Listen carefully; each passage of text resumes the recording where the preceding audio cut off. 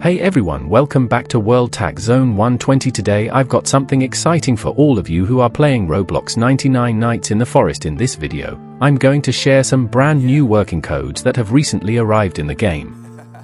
These are fresh codes that many players still don't know about, and they can give you free rewards to make your gameplay smoother and more enjoyable.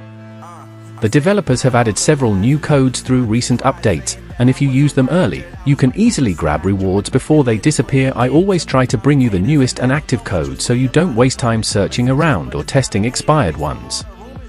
Everything mentioned here is focused only on codes that players can actually use right now, and yes, there's also a hidden code included today that a lot of players completely miss.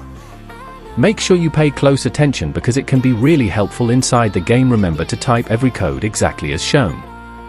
Even a small spelling mistake or wrong capitalization can stop it from working. New codes can expire at any moment without warning, so it's always better to redeem them as soon as possible. Alright, without wasting any more time, let's check out the codes.